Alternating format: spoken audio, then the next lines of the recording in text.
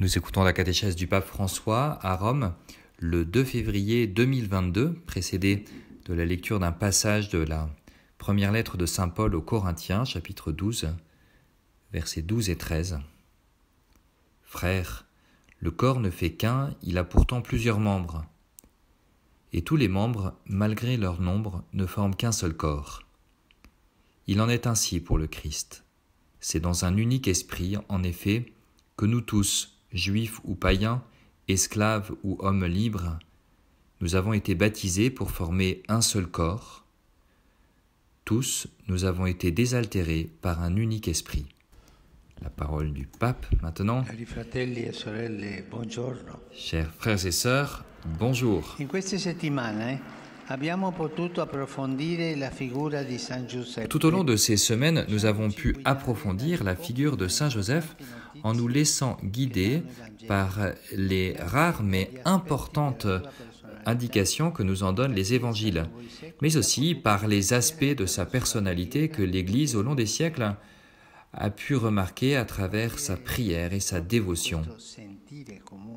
Et c'est justement à partir de ce sentiment commun que dans l'histoire de l'Église, qui a été accompagné par la figure de Saint Joseph, je voudrais m'arrêter sur un article important de la foi qui peut enrichir notre vie chrétienne et peut donner un sens, un meilleur sens à notre relation avec les saints et les saintes et aussi avec nos parents, nos chers amis défunts. Je parle de la communion des saints. Souvent nous disons au credo « je crois en la communion des saints », mais si l'on pose la question de ce dont il s'agit, de la communion des saints, je me souviens, quand j'étais enfant, je disais « ah ben oui, les saints, ils reçoivent la communion ». C'est quelque chose que nous ne comprenons pas en réalité. C'est quoi la communion des saints? C'est pas les saints qui vont recevoir la communion, non, c'est autre chose. Souvent, le christianisme peut tomber dans des formes de dévotion qui semblent réfléchir une mentalité plus païenne que chrétienne. La différence fondamentale se trouve dans le fait que notre prière et notre dévotion, la dévotion du peuple fidèle, ne s'appuie pas, dans ces cas-là, sur la confiance en un être humain, ou une image ou un objet, même quand nous savons qu'ils sont sacrés. Le prophète Jérémie nous le rappelle, « Maudit l'homme qui met sa confiance dans l'homme. Béni, bienheureux l'homme qui met sa confiance dans le Seigneur. » Quand nous mettons notre confiance dans l'intercession d'un saint, et encore plus de la Vierge Marie, notre confiance a une valeur uniquement en rapport avec le Christ. Comme si la route vers ce saint ou vers la Vierge Marie ne se terminait pas là, elle ne se termine là, elle y va, mais en rapport avec le Christ. Le Christ est le lien qui nous unit à lui et entre nous, et qui a un nom spécifique, ce lien qui nous unit tous entre nous et nous avec le Christ, c'est la communion des saints. Ce ne sont pas les saints qui font des miracles. Parfois on dit « Ah, ce saint est miraculeux ». Non, non, ce ne sont pas les saints, mais c'est la grâce de Dieu qui agit à travers eux. Les miracles ont été accomplis par Dieu, par la grâce de Dieu, qui agit par l'intermédiaire d'une personne sainte, une personne juste. Il faut que ce soit bien clair. Il y a des personnes qui disent « Moi je crois en Dieu, mais je ne crois pas à tel ou tel saint ». Mais cette personne se trompe. Ah pardon, des personnes qui au contraire disent « Je ne crois pas en Dieu, je crois à tel ou tel saint ». Non, ces personnes se trompent. Le saint est un intercesseur, il prie pour nous. Et nous le prions pour qu'il prie pour nous et que le Seigneur nous donne la grâce. Et le Seigneur agit par l'intermédiaire de ce saint. Alors, qu'est-ce que la communion des saints? Le catéchisme de l'Église catholique l'affirme, la communion des saints, c'est précisément l'Église. Quelle belle définition! La communion des saints, c'est précisément l'Église. Qu'est-ce à dire? Que l'Église est réservée aux personnes parfaites? Non. Cela veut dire qu'elle est la communauté des pécheurs sauvés. L'Église est la communauté des pécheurs sauvés. C'est une belle définition. Personne ne peut s'exclure de l'Église, car nous sommes tous des pécheurs sauvés. Notre sainteté est le fruit de l'amour de Dieu qui s'est manifesté en Christ, lui qui nous sanctifie en nous aimant dans nos misères et en nous en sauvant. C'est toujours grâce à lui que nous formons un seul corps, nous dit saint Paul, dans lequel Jésus est la tête et nous les membres. Cette image du corps du Christ, et l'image du corps, nous fait comprendre tout de suite ce que signifie d'être liés les uns aux autres en communion. Écoutons saint Paul, ce que saint Paul nous dit. Si un membre souffre, tous les membres souffrent avec lui. Et si un membre est à l'honneur, tous partagent sa joie. Or, vous êtes corps du Christ, et chacun pour votre part, vous êtes membre de ce corps. Voilà ce que dit Paul. Nous sommes tous un corps, nous sommes tous unis par la foi, par le baptême, tous en communion, unis en communion avec Jésus-Christ. Voilà la communion des saints. Frères, sœurs, la joie et la douleur qui touchent ma vie concernent tous, tout comme la joie et la douleur qui concernent la vie du frère ou de la sœur, près de moi, près de nous, me concernent également. Je ne peux pas être indifférent aux autres, parce que nous faisons tous partie d'un corps en communion. Dans ce sens, même le péché d'une personne concerne tous, et l'amour de chaque personne concerne tous. En vertu de la communion des saints, dans cette union, chaque membre de l'Église est lié à moi de manière profonde. Je ne dis pas à moi parce que moi je suis le pape, non, à chacun d'entre nous, car nous sommes liés réciproquement et de manière profonde, et ce lien est tellement fort qu'il ne peut pas être brisé, même pas par la mort. En effet, la communion des saints ne concerne pas uniquement les frères et sœurs qui se trouvent autour de moi dans ce moment historique, qui vivent dans ce moment historique, mais elle concerne également ceux qui ont conclu leur pèlerinage terrestre et qui ont franchi le seuil de la mort. Eux aussi sont en communion avec nous.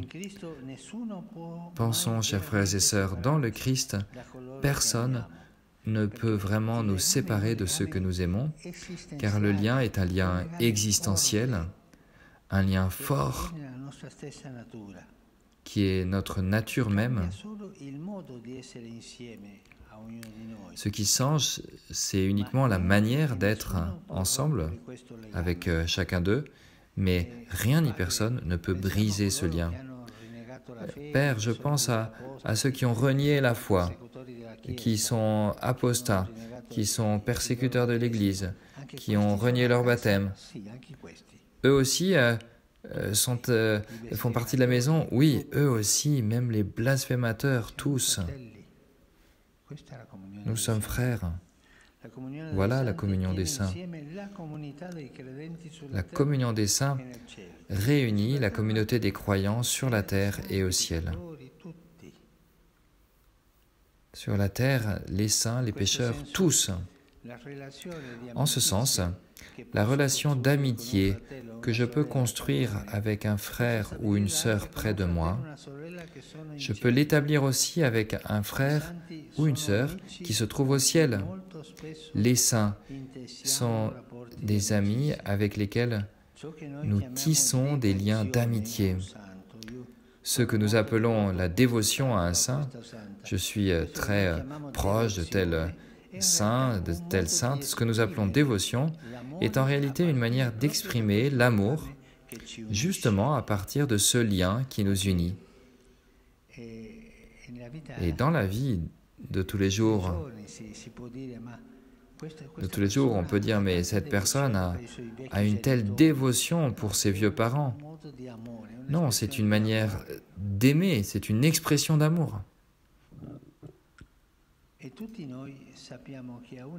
Et nous savons tous que nous pouvons toujours nous tourner vers un ami, surtout quand nous sommes dans le besoin et que nous avons besoin d'aide. Et nous avons aussi des amis au ciel. Nous avons tous besoin d'amis, nous avons tous besoin de relations significatives qui puissent nous aider à affronter la vie. Jésus aussi avait ses amis. Il s'est tourné vers eux dans les moments les plus décisifs de son expérience humaine. Dans l'histoire de l'Église, il y a des constantes qui accompagnent la communauté croyante. Tout d'abord, la grande affection, le grand lien que l'Église a toujours éprouvé vis-à-vis de la Vierge Marie, de Marie, Mère de Dieu, notre Mère, mais aussi l'honneur spécial et cette spéciale affection qu'elle adresse à Saint Joseph. Au fond, Dieu lui confie les choses les plus précieuses qu'il a à son Fils Jésus et la Vierge Marie. Et c'est toujours grâce à la communion des saints que nous sentons proches de nous, les saints, les saintes, qui sont nos saints patrons, par le nom que nous portons, par exemple, l'église à laquelle nous appartenons, le lieu où nous habitons, ainsi de suite, même une dévotion personnelle. Et c'est toujours cette confiance qui doit nous animer quand nous nous adressons à eux dans les moments décisifs de notre vie. Il ne s'agit pas d'une chose magique, de superstition, quand on parle de dévotion des saints. Non, c'est tout simplement de parler avec un frère, une sœur qui est devant Dieu, qui a traversé une vie juste, une vie sainte, une vie exemplaire, et qui maintenant est devant Dieu. Eh bien, je parle avec ce frère, avec cette sœur, et je lui demande son intercession pour mes besoins.